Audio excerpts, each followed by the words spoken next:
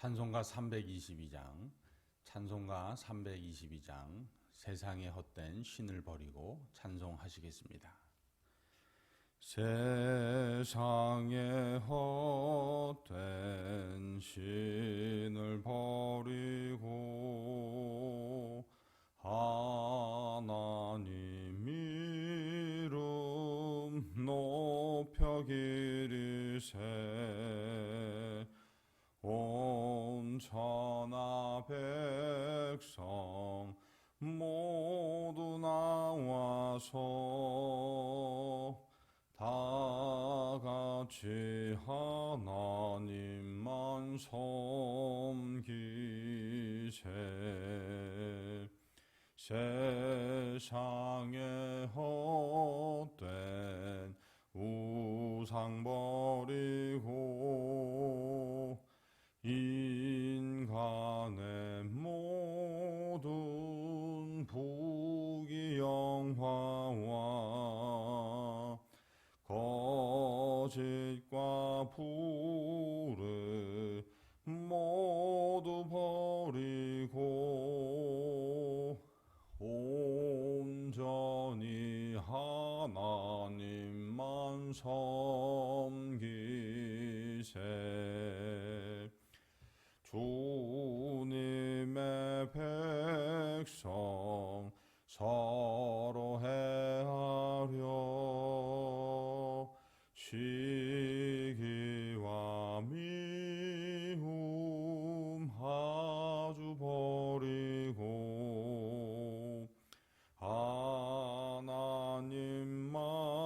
하나님만을 홀로 섬기는 천국을 어서 이뤄 주소서.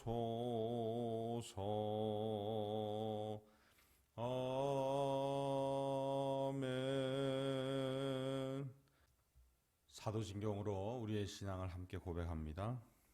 전능하사 천지를 만드신 하나님 아버지를 내가 믿사오며 그 외아들 우리 주 예수 그리스도를 믿사오니 이는 성령으로 잉태하사 동정녀 마리아에게 나시고 본디오 빌라도에게 고난을 받으사 십자가에 못 박혀 죽으시고 장사한 지 사흘 만에 죽은 자 가운데에서 다시 살아나시며 하늘에 오르사 전능하신 하나님 우편에 앉아 계시다가 저리로서 산자와 죽은 자를 심판하러 오시리라. 성령을 믿사오며 거룩한 공예와 성도가 서로 교통하는 것과 죄를 사하여 주시는 것과 몸이 다시 사는 것과 영원히 사는 것을 믿사옵나이다. 아멘. 하나님 말씀은 출애굽기 7장 14절에서 25절까지 말씀입니다. 구약성경 91면에 있습니다. 출애굽기 7장 14절에서 25절까지 말씀입니다. 함께 봉독합니다.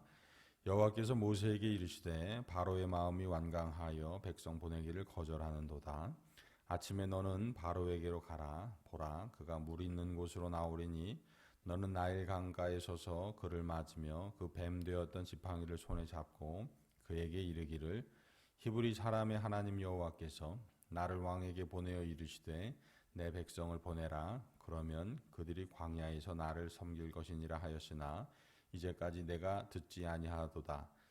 여호와가 이같이 이르노니 내가 이로 말미암아 나를 여호와인 줄 알리라. 볼지어다 내가 내 손에 지팡이로 나일강을 치면 그것이 피로 변하고 나일강에 고기가 죽고 그 물에서는 악취가 나리니 애굽 사람들이 그 강물 마시기를 싫어하리라 하라.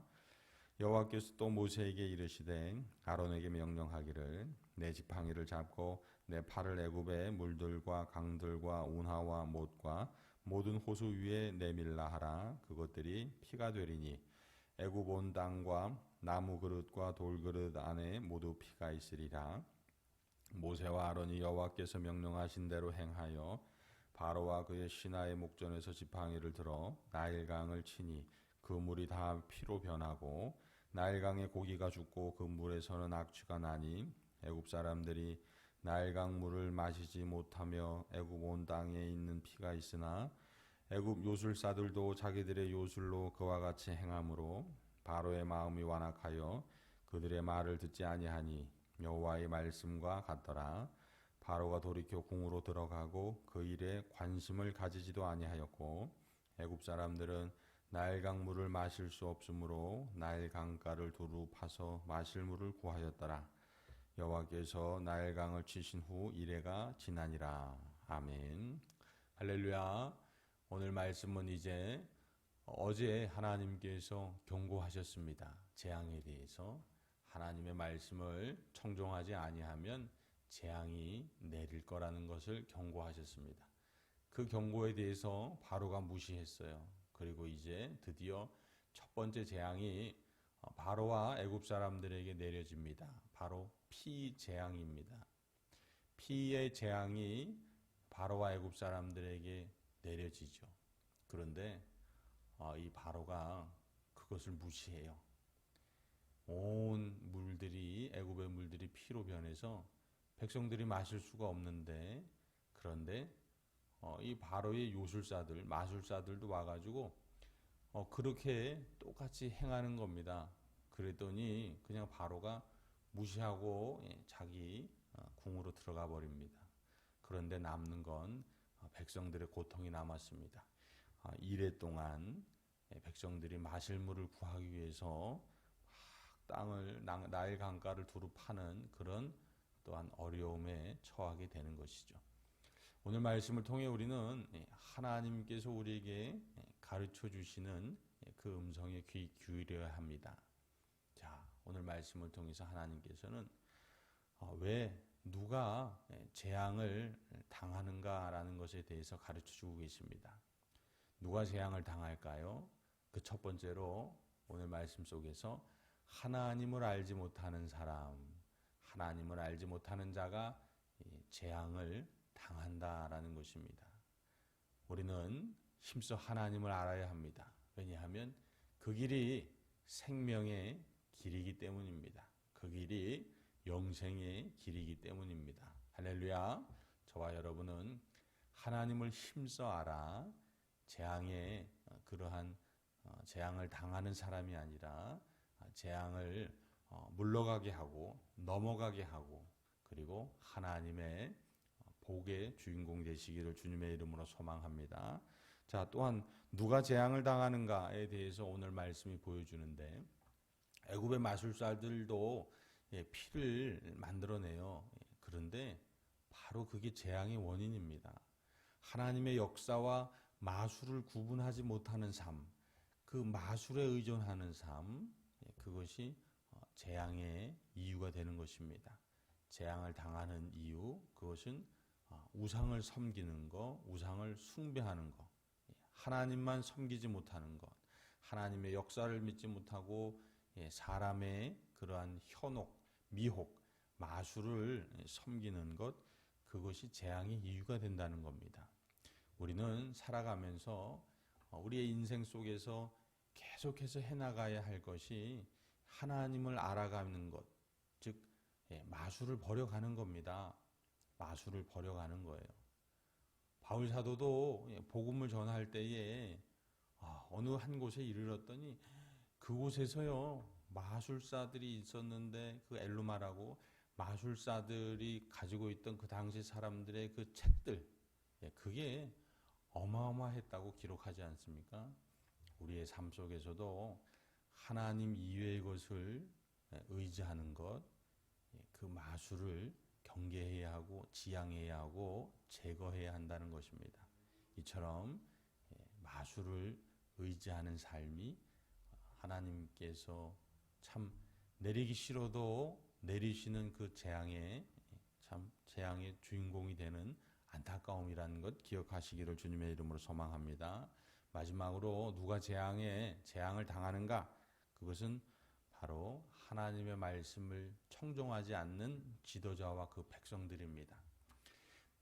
모든 물들이 피로 변했어요. 그릇에 있는 것도 또 나일강에 있는 것, 호수에 있는 것 다 피로 변했어요. 마실 물이 없게 된 거죠.